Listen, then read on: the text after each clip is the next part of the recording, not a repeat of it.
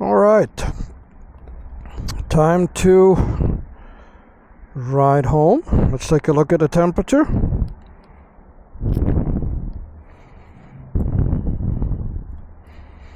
It's about 28 degrees. A couple of snow flurries, probably can't see that, nothing that sticks.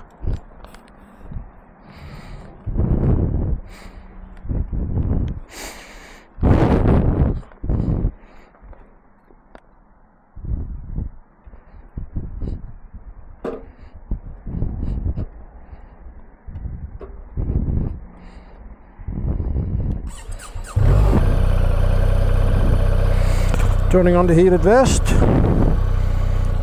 setting it to yellow, which is the second setting.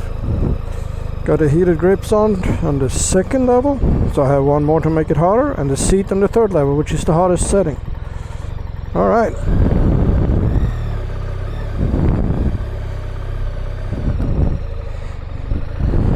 Got the hippo hands on, so I'm riding with motocross gloves.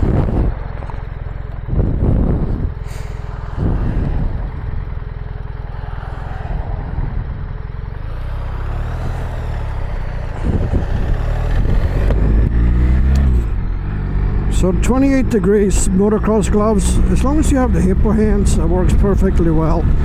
I wouldn't do it on the highway. On the highway I will definitely put on warmer gloves, which I have back in the trunk of the bike.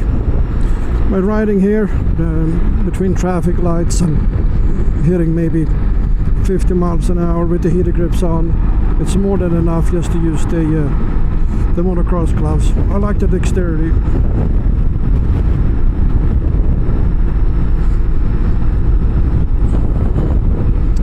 So I just wanted to feel how the wind felt when it's a little colder outside. Wanted to try that, and the tank blocks the wind from my knees. Obviously the cylinders on the boxer engine blocks the wind from my feet. I got a taller windshield on this bike that does actually a good job to block the wind. It probably doesn't look like it, but I am looking over the windshield. The camera is on the chin. It's a chin mount on the helmet, so camera's looking through the windshield. I am not. I do not want to look through the windshield. I want to look over it. So the helmet is above the windshield. You can see the two, I don't know what they call them, the ears down here.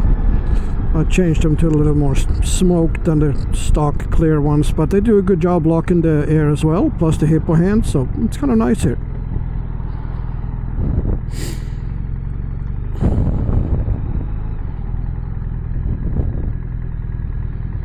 If I was going for a longer ride on the highway, say hours and hours, I probably would have put on, well, today I think this is fine, just the different gloves on. If you drop down another, I don't know, closer to zero, definitely use heated socks, heated pants, jacket with long sleeves and heated gloves. Then you're normally fine. You can control your own temperature. You just have to make sure you wire it direct to the battery. With appropriate fuse on it. Still haven't adjusted my tire pressure, although when it's colder outside obviously the tire pressure drops, so the rear looks like it's kind of dead on where they recommend. Front's is still a little high. I also wanted to make sure that the GPS, the BMW Navigator 6 as they call it, the one in the center above the TFT display, also works when it's cold outside and the screen doesn't freeze up. This is a new unit, came back from Garmin. My old one used to do the whole ghosting thing, so I sent that in. They sent me a new one, and it seemed to work perfectly fine. Let's take a look at here. Warns for air temperature. All right, I get that.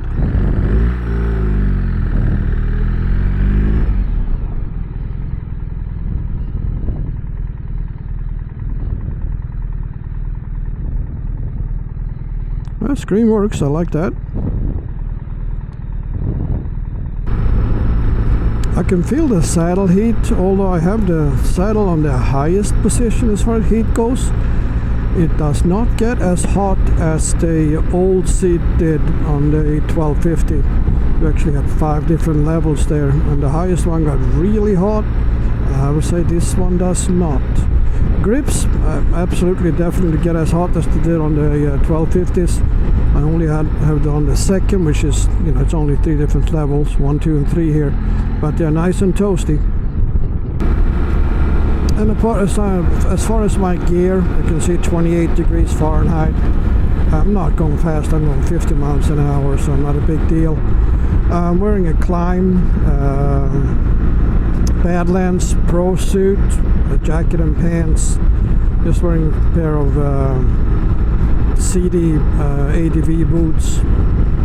Of course you can see I'm wearing motocross gloves, full face helmet and a balaclava. I got a heated vest under and long underwear and a long sleeve shirt, so I'm perfectly comfortable. And I've been out and about for the last actually 2 hours with stops at a couple different places here, so I'm doing fine. Of course, when I get into a store or somewhere, overheat pretty quick in all this gear. Alright, so this is really the iffiest part of the whole winter riding for me. You can see that the street is finally ice and snow free. That's normally what blocks me from getting out on the bike. And of course, when I come down on my driveway here, it is almost ice and snow free. You can see a big chunk of ice right in front of me here, but as long as we avoid that, it shouldn't be an issue.